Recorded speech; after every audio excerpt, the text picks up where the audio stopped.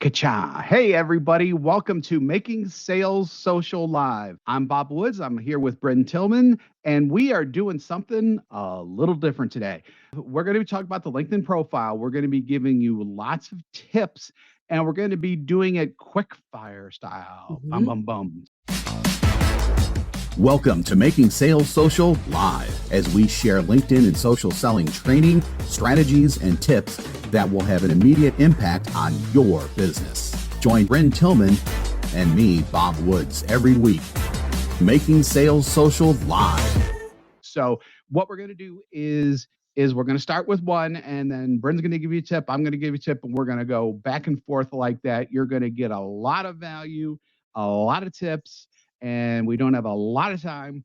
So let's go ahead and get started right now. Bren, let's start with the very first thing that appears and everyone sees at the very top of a LinkedIn profile, the banner. So your LinkedIn banner, this is great real estate. This is the opportunity to get your message across, both when people get to your profile or even if they're looking at content that you shared, your banner is going to show up.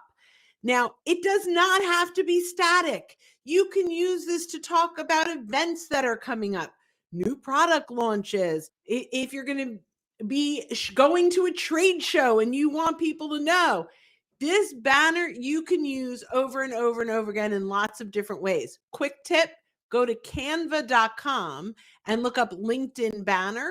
It will give you the template and you can play around with that banner and use it in many different ways.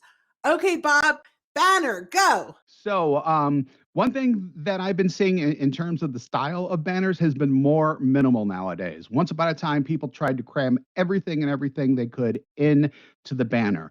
Because the headlines are now 220 characters in spaces instead of 110, you could talk about more about how you help people in the headline than you do in the banner. So the banners I've been seeing lately have been much more minimal, fewer graphics, fewer words, definitely put your logo in there and things like that, but you can have a lot more fun with the actual design of it.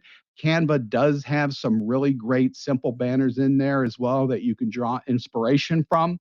Go there, make the banner, put it up, and like Bryn said, it's dynamic. So the next section we're going to do is the cover story or profile video, whatever you have. LinkedIn is playing word games again with its stuff. So cover story and profile video, those are both the videos that you have when you click on your face up there up top. Bryn, go with your tip. LinkedIn cover story or profile video, same thing, different words. It is the video that lives behind your headshot. If you go to someone's profile, you may see 3 seconds of a video. If you click on that, you get to watch up to 30 seconds of a video that they've created. How do you use this? This is a wonderful way to welcome people to your profile. It's a great way for them to get to know you, to connect with you, to resonate. Make sure you've got some kind of call to action. It could be anything from check my featured section for content, or here's a link to schedule a call with me, or here's a link to download a report. No matter how you use this, this is prime real estate and an amazing opportunity for people to resonate, connect with you, and start to build that rapport. Okay, Bob, cover story, go. Cover story, profile video, whatever. Thank you, LinkedIn. And speaking of thank you, LinkedIn, this one is much more mechanical, but it's going to save you a lot of heartache. A couple of cover stories that I had a few times ago, it came in perfectly at 30 seconds. Everything that I wanted to say, it wouldn't let me upload it because it was like 30 seconds and 15 frames or something like that. I mean, something really stupid, basically. So everybody says 30 seconds, come in at 29 seconds. It's only 1 second difference, but it will upload if you come in at 29, because if you do the 30 and it's perfect and it won't let you upload, you'll want to do what I want to do, which is throw my computer and my phone against the wall. Don't do that. Plan for 29 seconds, not 30 seconds. You'll save yourself a lot of heartache. The next section we're going to talk about is the featured section came about a couple of years ago. It's fantastic in many different ways, and Bryn's gonna tell you about one of them. Bryn? Absolutely love the featured section. This is the scroll stopper, the visual on your profile. If you're in creator mode, it's coming up really high in the scroll. If you're in a traditional LinkedIn mode, it might be falling underneath your about section, but either way, it will catch people's attention. You can connect your posts, upload ebooks, add video here. This is a wonderful opportunity to showcase a few of your content pieces that can help people really see you as a resource. This is an opportunity to bring in great value in this featured section. One warning, do not pitch here. That's not what this is for. This is really for earning the right for them to want to talk to you. And the way we do that is by making sure that everything we share is of value. Okay, Bob, featured section, go. I'm going to expand on that a little bit. So, featured section, any content that you put in there, obviously, as everything Bryn said, should be educational and of value. Make sure that it leads to your solution and not with your solution. If it's with your solution, it's going to look like a sales piece. If it looks like a sales piece, guess what? They gone bye-bye. Make sure that it leads to your solution, that the content is value agnostic, but at the same time, when they're done reading it, they'll go, this sounds pretty good. I learned something, and they do have a solution here that might be able to help me out. Why don't I reach out to them and reach out to this person and find out more, which leads perfectly into the about section, because we view the about section a little bit differently than a lot of other people do, but it can help you in your sales. Bryn, go. About section on LinkedIn. Most people have my mission, my passion, my years in business, but you have not earned the right for anyone to care about that yet. So what do we do with the about section? Very fast formula. Talk about the challenge your buyer is facing. When you do that, they resonate, they lean in and say, oh my God, he gets me, she gets me. Challenge first. Next thing, vendor agnostic insights. That means insights not about how we can help you, but insights that are actually helping them, even if they never talk to you. Number 3, let them know now you've earned the right, you've provided great value, how you might be able to work with them. Number 4, a call to action. If you have faced any of these challenges, or if this is resonating with you, let's jump on a call. Even if we never work together, I'm sure I could bring some insights and actionable things that you can do to help solve X. Number 5, email, phone number, and if you have a calendar link, make sure it's there. Bob, about section, go. So that's everything about the about the about section. But the thing is, I want to talk about that specific contact info section, because it is huge, especially if they're not a first degree connection. When they come to you, when they click on your contact info link, if they even know that the contact info link is there, you'd be shocked at how many people don't even know it's there. They will not be able to reach out to you directly. That is bad. That is why we want to have the contact info in there, so that anyone coming to your profile, no matter what, if they're connected to you or if it's their first freaking time on LinkedIn, you want them to be able to reach out to you based on the strength of your profile. And with all these tips, trust me, you are going to have people wanting to reach out to you. By having that information in your about section, you're taking away a significant barrier for them to get in contact with you. I love that. And just clarify, there is a contact information section that we're going to talk about There in a is. minute, right? Yep. But I think to Bob's point, if you are not a first degree connection, you can't see a lot of that information. So by adding that to the bottom of your about section, you're making it easy for anyone who visits your profile to reach out and contact you. So is that our next one? No, our next one, something? Let's switch up the order. This is so quick fire. We're going to switch up the order here. Quickfire. Let's go to contact info next. Bryn. Contact information is absolutely critical. Couple of things. Make sure you have your professional email there, not your fatcat37@yahoo.com. This is the opportunity where people will reach out to you directly. You don't want your first professional engagement to be on your personal email. Plus, often we miss our personal emails. Make sure that that contact information, your primary email, is your professional email. Number 2, make sure there is a phone number where they can contact you. on the mobile, it's a click to dial. Get it in there. They can easily connect with you. There are also websites that you can link to. Your birth date there, which used to be more valuable than it might be today, but As we recently discovered, yeah. the notification piece on birthdays is dying out a little bit, but you can add your Twitter here. This contact information is absolutely vital because we want to make it easy for our connections to contact us. Bob, contact information, go. So again, I'm going to get a little specific here because Bryn gave great highlights about everything. When it comes to the URLs that you provide, so in other words, the websites that you want people to click on to find out more about you when they click in the Contact Us section. So you can provide up to 3 websites that go outside of LinkedIn that will inform them more about you and whatever else you want to put in there. So generally they being LinkedIn has pre-formatted fields in there. So like personal, company, and that type of thing.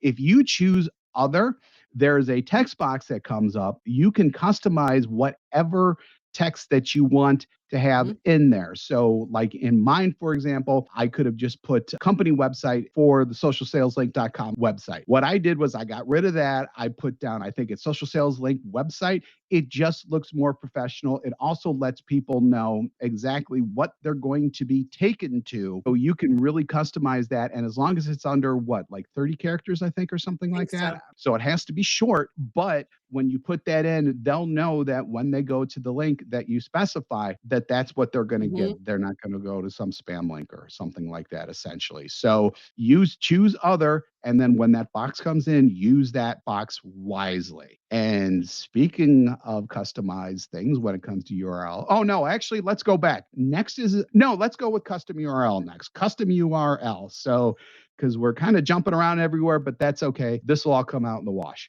Custom URL. Bryn, okay. go. We all have a custom URL. We all have a URL. If you click on your profile and you look at the top, it'll say linkedin.com/in/some version of your name and symbols if you have not customized this. You can customize this when you are on your LinkedIn profile. This is an absolutely great opportunity to go in and customize this URL. If you click on, there's a couple places to do this, but if you click on contact information and then your pencil, and then you go to that profile URL, it's a hyperlink.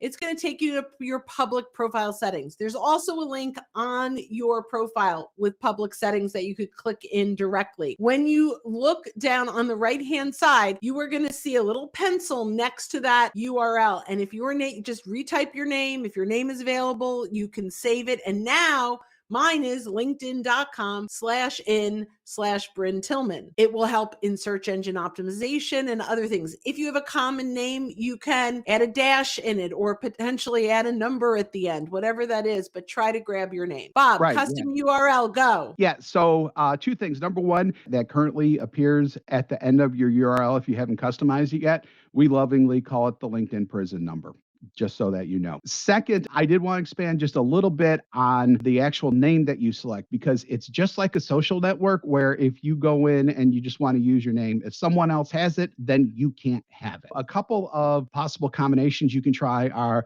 your first initial and your last name, your first initial, middle initial, and last name. First name, last name, and just as Bryn said, like a significant 2-digit number to use. So like when you graduated from high school or when you graduated from college or something like that. Sometimes, especially if you have a common name like mine, Bob Woods, although I was lucky enough, I actually have Bob Woods for mine. You may need to get a little creative there, but just kind of think of it like that you're registering your name for a social network, except that this is professional. So you don't want to go with, Bryn brought up an email earlier about fatboy21 at yahoo.com. You don't want to go with fatboy21, but make sure that it's a part of your name and that, it looks good, it looks professional. And once you register it, it's yours forever, just like a social network. So the next thing we're going to talk about is experience, the experience section. We have a lot of experience with the experience section. So Bryn, go ahead. Couple quick things with the experience section, where most people think of experience section as kind of like my resume. If you are in a business development role,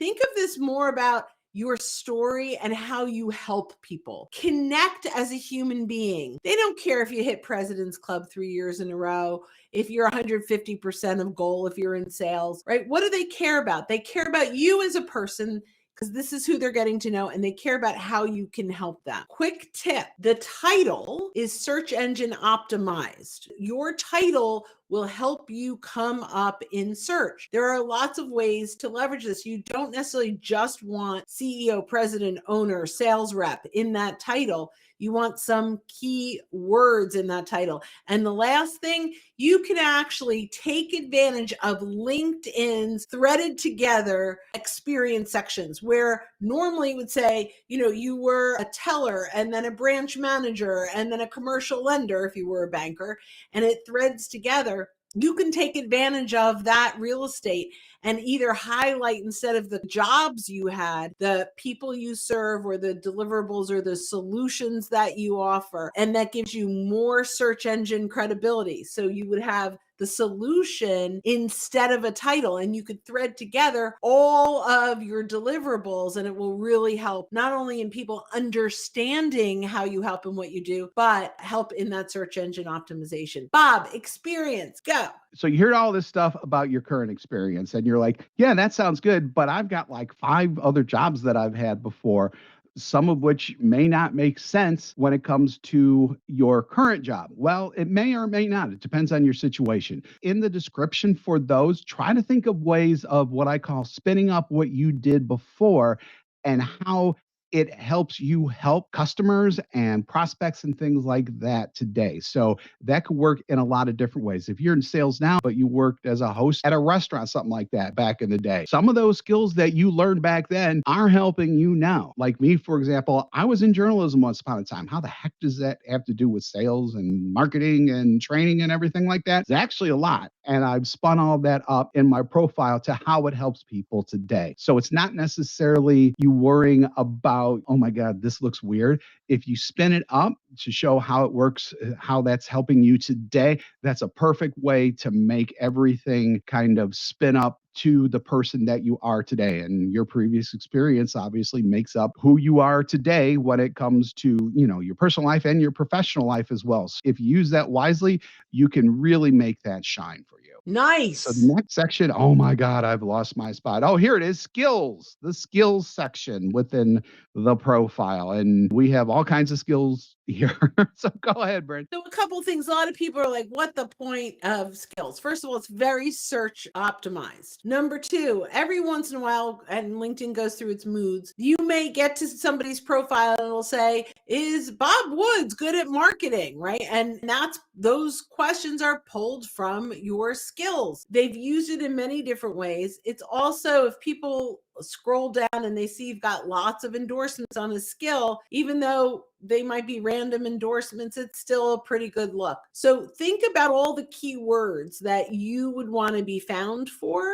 based on your abilities, your offers, all that stuff, and max out your 50 skills. Bob, skills, go. So to expand on Bryn's point a little bit there, when you enter in your skills, LinkedIn is going to make suggestions based on what's in its database. Guess what? You don't have to use those. So there are a lot of other areas in LinkedIn where you have to choose what they provide you. This is one of the areas where you can type in whatever it is you want in there, essentially. So with that, if you have like a lot of experience in a particular area of sales, you can put that in. This is especially important when it comes to the types of things and types of products that you have that may not necessarily be in that section. So one of our current clients, and I forget what this stands for, but they do a lot with ITAD. It has to do with internet security and telecommunications and things like that. Guess what? That ain't in there, but you could put that in there. And because that's actually searchable as well, it comes up in search engine results. You have a better chance for those kind of esoteric things to come up, even though it's not in LinkedIn's database. So don't be afraid to put in your own words in there rather than depend on just what's in LinkedIn's in terms of that drop down there. Love that. Absolutely love that. And I think it's IT asset disposition. But it's important. It's hugely important. For them, that's what they do. Not Yeah, it's Right. very important for companies that need that. Next, certifications. That's a section that not a lot of people use, much less know about. Bryn. Yeah, so this is a great opportunity to share with your network all the things that you're working on. And when people see that you're consistently getting certified in things, whether it's through LinkedIn, LinkedIn Learning, our clients, when they get certified, they can add us to their certifications. If you go out and get a certification, let's say you're a healthcare provider and you get your a certification on defibrillators, add it, right? It gives you credibility. You worked for it, add it to your profile. So it's essentially social proof of your experience and skills, because a lot of times you can link, depending on whether the provider of the certification gives you a link to something that proves who you are. If they do, definitely put that in there so that they can hit that link and then they could see that you actually earned that. So it's social proof that you have the experience, that you have the skills that this certification brought to you. And we're going to end up with something that's actually very important. A lot of people don't think it's important, but it is very important. Recommendations. Bryn. I absolutely love recommendations on LinkedIn. Lots of reasons. Quickfire. Number one, it shows credibility, right? This is proof that your clients see value in you. And for us, this has reduced our sales cycle. Our clients, our prospects will say, this sounds great. We can't wait to work with you. I'd love to talk with a couple of other sales leadership teams that have succeeded. So before we invest in you, we know that you're good. And I'll say, hey, go look at my recommendations. If there's anyone in there you want to have a conversation with, let me know and I'll set it up. And they see 100 of them and they read through them and they can click through to the people and they go, wow, she can help this many people. And this is what they're saying. I don't need to talk to them. This is great. Bonus recommendations. If you recommend your client, I'm going to say this again. If you recommend your client on LinkedIn, so I reach out and I go, Steve Farber, I am thrilled that we were able to help you grow your business, connect with more human resource people, that through our LinkedIn training and coaching, you were able to get into great companies to help them build their culture, right? I send that out. Steve says, oh, wow, she thinks I'm awesome. Remember, he's my client. He's paying me. I post that out there. I am now on his profile saying how much I love working with him and, in a sense, how much I'm grateful that we were able to help him grow his business. I am now able to advertise that on his profile. So I make him feel good. And when someone looks at his recommendations, I'm getting sort of that shout out about how we worked with him. Bob, recommendations, go. So I'm going to build on that a little bit because that was going to be mine, but that's okay because I do have another one too. So relating to that though, and this is where things get a little softer, but it's still very important in that, when you're doing that for Stephen, you're actually strengthening your relationship with him further as well. So one of the things that we talk about during our normal trainings is, nurturing connections, and nurturing probably isn't the best description to do here, but just continue to build on that relationship. When you provide that to him, he's going to think even more highly about you at that point. And, so for any future conversations that come down the pike, if there's like a new product that we would come out with, or if we're just looking through their profile, for example, and we see a couple people who we may think may be good for us and would like to ask Stephen to permission to name drop or to provide an introduction or something like that, because we continue to build that relationship and because we provided them a recommendation, it strengthens that even more because you were willing to go out there and actually kind of put your neck on the line a little bit for him. And even though there's all the positive stuff that Bryn just mentioned, at the same time, we're like the old mafia or whatever you want to say, basically, I vouch for him. You're vouching for this person. And, you should, if you feel like that, don't vouch for people who you don't want to Be vouch for. authentic. Otherwise, you'll get, be authentic. And great way to build relationships as well. Wow, this was fun. Longer than I thought, but for Oh, yeah, rapid yeah. fire, it's our Yeah, I thought so longest too. live. I feel like that I've run many, many 400-yard sprints, but it's all been good. And I love your mafia. I'm going to use that. I love that. We're going to close this out. Thanks everyone for joining us. We appreciate it. We do these every week, the Making Sales Social Lives. We also have Making Sales Social, our interview series where we interview people from all walks of life in terms of sales and marketing and all that other fun types of stuff, all with the goal of helping you build your business. If you're interested in finding out more, go to socialsaleslink.com/podcast. We're also on all of the major podcast platforms. If you're not a subscriber already, smash that button, as the kids say, and feel free to leave us a review as well. So for Bryn, I'm Bob Woods. And when you're out and about, make sure that you're making your sales social. Excellent. Bye-bye, everybody. Have a great day. Hit subscribe now and click the notification bell to get the latest videos from Social Sales Link. Give this video a like and comment down below. Register for free resources at linkedinlibrary.com.